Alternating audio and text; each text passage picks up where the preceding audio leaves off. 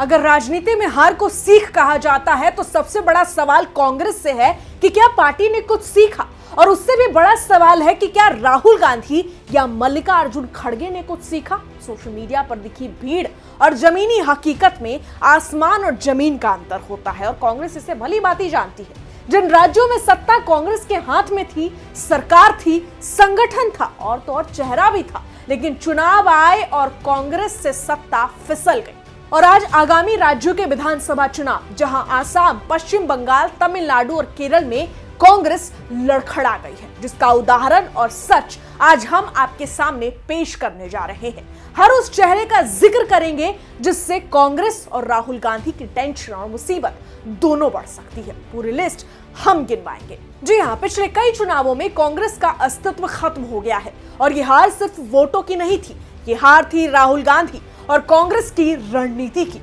ऐसे में अब सवाल है कि और कितने राज्यों में कांग्रेस आलाकमान ने कार्यकर्ताओं की उम्मीदों पर पानी फेरा है। कभी सरकार हाथ से निकल गई, कभी संगठन बिखर गया, कभी सहयोगी साथ छोड़ने लगे, तो कभी अपने ही नेता नेतृत्व पर सवाल उठाने लगे। ये सिर्फ चुनावी हार नहीं है, ये भरोसे के दरकने की तस्वीर है। राहुल गांधी जी, किन राज्यों में आपकी अस्मिता बच पाई है, बताइएगा। ज्यादा दूर नहीं, अभी हाल के सालों में नजर डाल लेते हैं। राजस्थान, मध्य प्रदेश, छत्तीसगढ़, हरियाणा, महाराष्ट्र, बिहार जैसे हिंदी पट्टी वाले राज्यों में कांग्रेस के सामने क्या तस्वीर थी। यहाँ कांग्रेस बुरी तरीके से हार गई और झारखंड में भी पार्टी के वोट बैंक का क्या हाल था वो इस देश की जनता से नहीं छिपा हुआ है। यानी हर बार शर्मनाक हार, लेकिन बयानबाजी टॉप क्लास की रहती है। आज हम उन तस्वीरों को भी आपको दिखाते हैं, एक एक कर सब समझिएगा। सबसे पहले बात करते हैं असम की। असम के प्रदेश कांग्रेस अध्यक्ष भूपेन कुमार बोरा ने पार्टी अध्यक्ष मल्लिकार्जुन खड़गे को इस्तीफा भेज दिया। उनका आरोप था कि उन्हें नजरअंदाज किया जा रहा है, राज्य इकाई में उन्हें सम्मान नहीं मिल रहा है, बेहाली प्रकरण और माजुली यात्रा जैसे फैसलों पर उनकी राय नहीं सुनी गई। मतलब साफ है कि असंतोष अंदर तक है। असम में कांग्रेस पहले से ही संघर्ष कर रही है। मुख्यमंत्री हिमंता बिस्वा शर्मा के मजबूत नेतृत्व के सामने पार्टी कमजोर पड़ती दिख रही है। मुस्लिम नेताओं में भी ये भावना पनप रही है कि उन्हें पर्याप्त महत्व नहीं दिया जा रहा है। ये वही असम है जहां साल 2015 में खुद हिमंता बिस्वा शर्मा कांग्रेस छोड़कर चले गए थे और उसके बाद पार्टी का पतन शुरू हुआ। और अब जब प्रदेश अध्यक्ष ही नाराज होकर इस्तीफा दे देंगे तो कार्यकर्ताओं के मन में सवाल उठना स्वाभाविक है। क्या आलाकमान जमीन की आवाज सुन रहा है? क्या राहुल गांधी को राज्यों की नब्ज का सही अंदाजा है? ये सवाल उठ रहे हैं। अब बात करते हैं तमिलनाडु की, जहां कांग्रेस के गठबंधन में दरार की आहट साफ सुनाई दे रही है।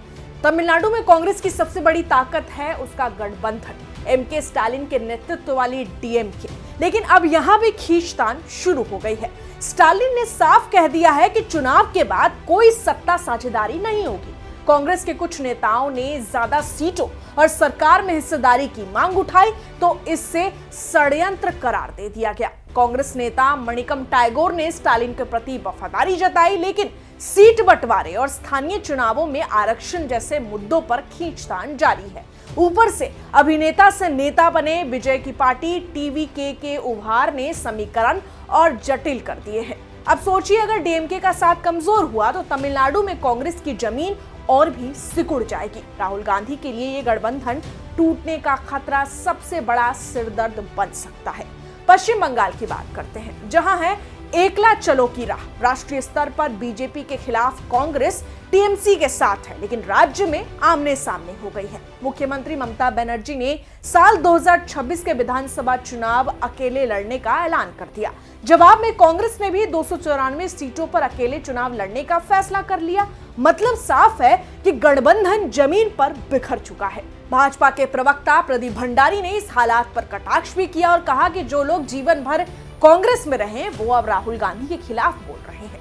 उन्होंने मणिशंकर अय्यर के उस बयान का भी जिक्र किया जिसमें उन्होंने खुद को राहुलवादी नहीं बल्कि राजीववादी बताया था। भाजपा का तंज सीधा है कि जब आपके अपने ही नेता नेतृत्व पर भरोसा नहीं जता रहे हैं तो जनता कैसे भरोसा करेगी। अब बात करते हैं केरल की, जहां मणिशंकर अय्यर के बयान से पार्टी असहज हो गई है। केरल में वरिष्ठ कांग्रेस नेता मणिशंकर अय्यर के एक बयान ने पार्टी को भारी शर्मिंदगी में डाल दिया। अय्यर ने भविष्यवाणी की है कि मुख्यमंत्री पिनराई विजयन के नेतृत्व वाली एलडीएफ सरकार लगातार तीसरी बार सत्ता में वापसी करेगी।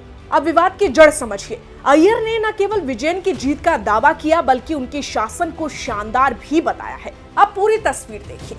केरल में बयान से असहजता है, असम में इस्तीफा और नाराजगी है, तमिलनाडु में गठबंधन पर दबाव है, पश्चिम बंगाल में अलग अलग रास्ते हैं। चारों राज्यों में एक चीज कॉमन है, जहां कांग्रेस के भीतर असंतोष और केंद्रीय नेतृत्व पर सवाल उठ रहे हैं कि क्या राहुल गांधी और कांग्रेस आलाकमान राज्यों की आवाज सुन पा रहे हैं। और इन्हीं सब कमियों की वजह से आज हालात ऐसे हैं कि बीजेपी को इसका सबसे बड़ा फायदा हो रहा है।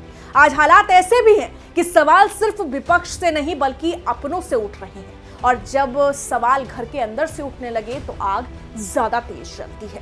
क्या कांग्रेस इस आग को काबू कर पाएगी? क्या राहुल गांधी इन बिखरते धागों को फिर से जोड़ पाएंगे, या फिर गुटबाजी की ये लपटें चुनावी मैदान में पार्टी को और कमजोर कर देगी? फिलहाल इतना तय है कि चुनावी राज्यों में कांग्रेस की राह आसान नहीं है और नेतृत्व पर उठते सवालों का जवाब अब शब्दों से नहीं, जमीन पर नतीजों से देना होगा। बहरहाल इस पूरी खबर में इतना ही, लेकिन कांग्रेस की बढ़ती मुसीबत पर आपकी क्या राय है, आपकी क्या प्रतिक्रिया है, कमेंट में जरूर लिखें।